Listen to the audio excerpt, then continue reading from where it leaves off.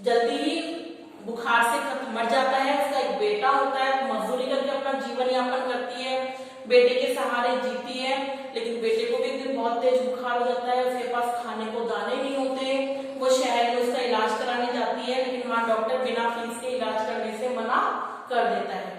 लेकिन कहते हैं ना, जिसका कोई नहीं होता उसका भगवान होता है। तो जब वो वापस आ रही होती है गाँव में, उसका बेटा बुखार से तप रहा होता है, तो बहुत तेज बारिश होती है, उसमें वो भीग जाते हैं दोनों। और जब वो घर आती है, उस रात सुबह उठती है तो देखते हैं उसके बच्चे का बुखार ठीक हो गया। उसका बच्चा पढ़ने में बहुत होशियार था और आगे चल के वो डॉक्टर बन जाता है। और बच्चे जो डॉक्टर जिसने उसका इलाज करने से मना किया था, उसके क्या हुआ था, उसका बहुत टाइम बाद एक बेटा हुआ था, उसको दिल की प्रॉब्लम थी, दिल में छेद था। और जो सुखिया का बेटा था वो उसी का डॉक्टर था। तो वो इतना फेमस था कि ऑपरेशन के लिए पहले ही उनको लाइन लगानी पड़ती थी, ठीक है ना।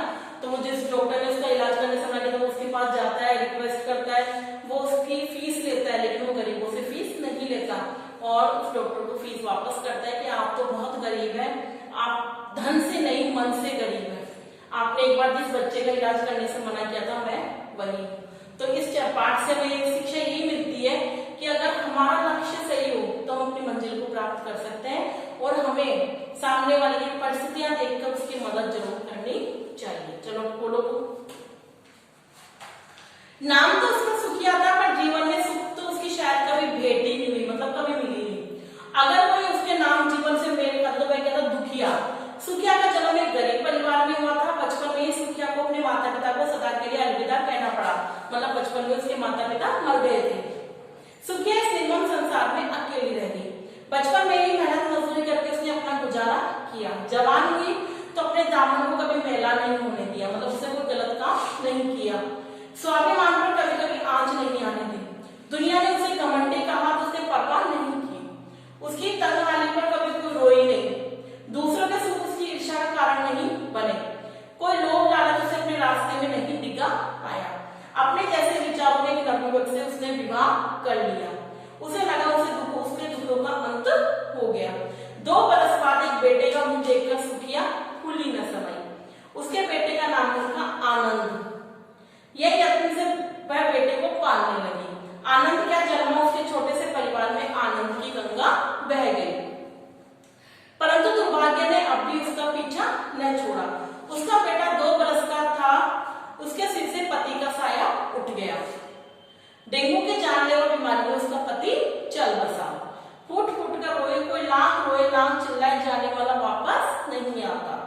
अपनी और बालक की सारी जिम्मेदारी सुखिया के कंधों पर आ गई। अब सुखिया के प्राण 2 बरस के बेटे में बसने लगे। वह बेटे को साथ लेकर मजदूरी करने लगी। इस संसार में किसी को निस्वार्थ सहायता करने का चलन कहाँ है। मौखिक सहानुभूति प्रकट करने वालों की दुनिया भरी पड़ी। कहता ना, अरे चिंता मत करो, सब हो जाएगा, अरे हाँ सबको परेशानी है, हो जाएगा, लेकिन कोई मदद करने वाला नहीं होता।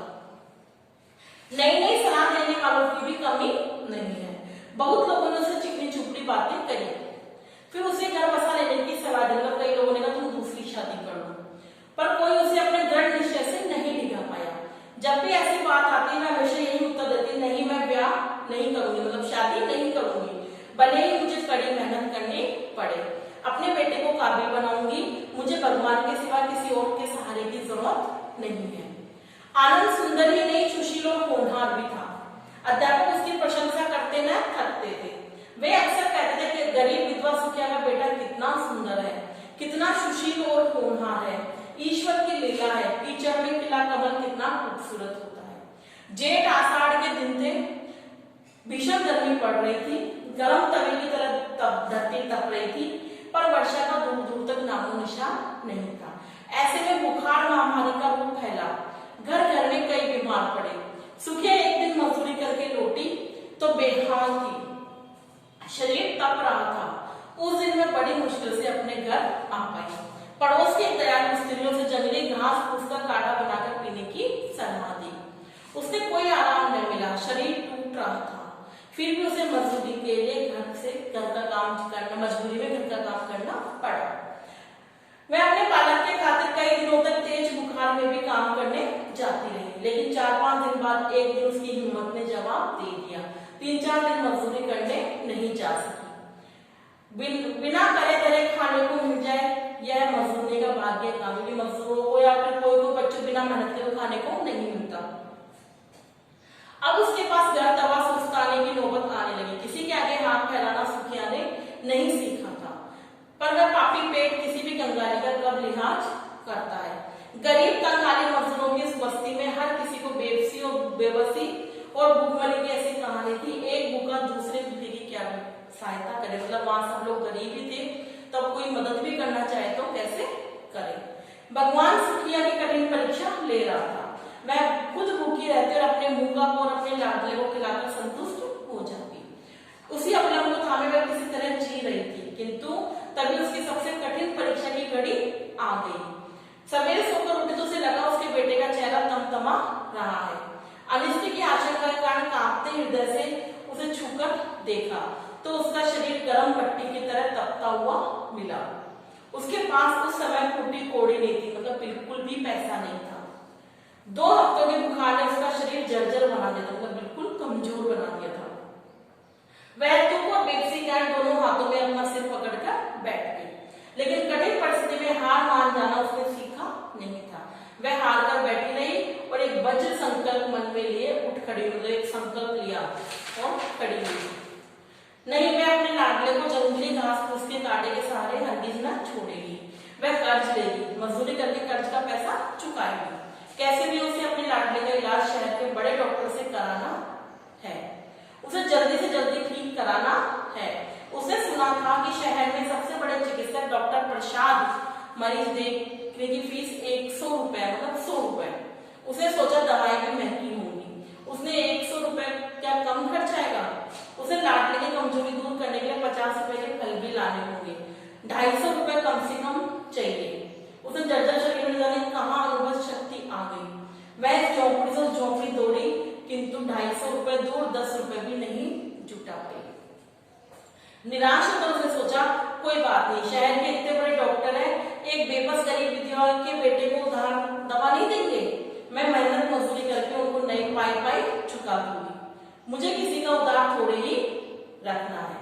शहर में यहाँ से 6 किलोमीटर दूर था, वहां पैदल पहुंचने में 1.5-2 घंटे लगते थे। क्षीणकाय सुखिया ने बेटे को गोद में उठाया और किसी तरह गिरती पड़ती 3 घंटे में डॉक्टर प्रसाद के यहाँ पहुंच गई। वहां मरीजों की लंबी कतार थी। 2 घंटे इंतजार के बाद सुखिया की बारी आई। सुखिया की बारी आई। बाहर के कमरे में बैठा एक व्यक्ति फीस जमा करता है, तब कई मरीज को डॉक्टर के भीतर कमरे में जाने की अनुमति मिलती है।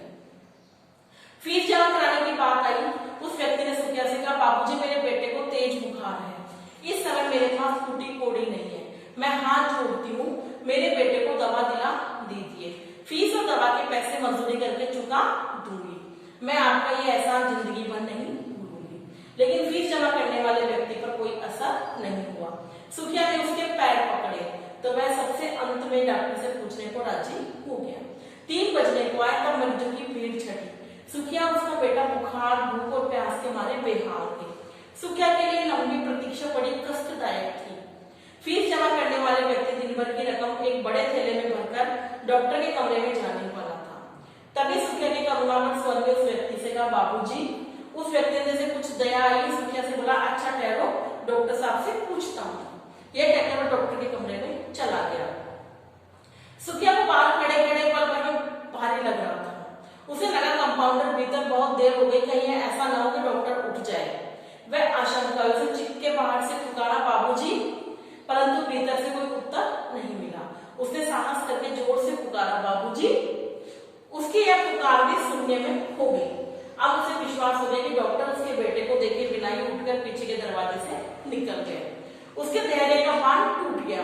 वह अपना सारा साहस बटोरकर डॉक्टर के कमरे में घुस गई। कंपाउंडर डॉक्टर की मेज के पास खड़ा था।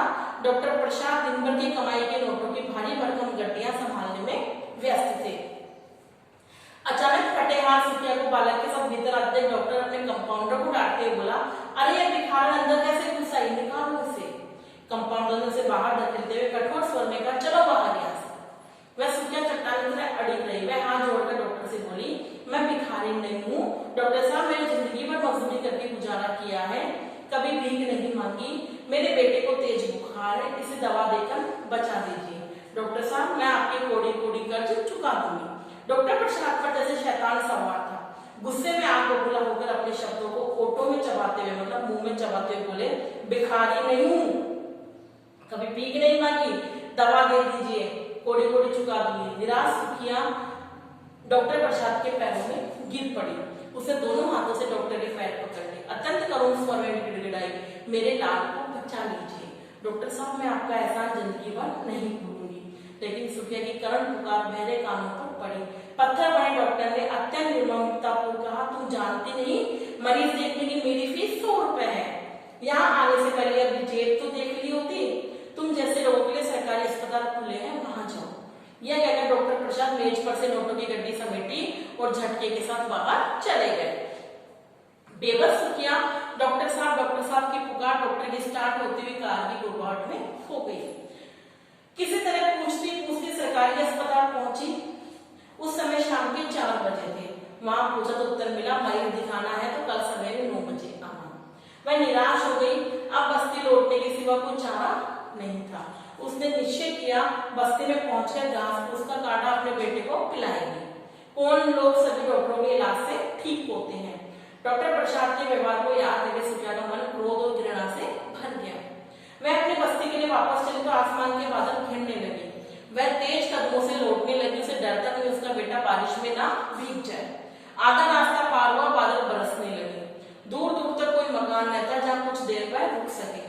बेबस होकर अपने बेटे के साथ एक पेड़ के नीचे खड़ी हो गई।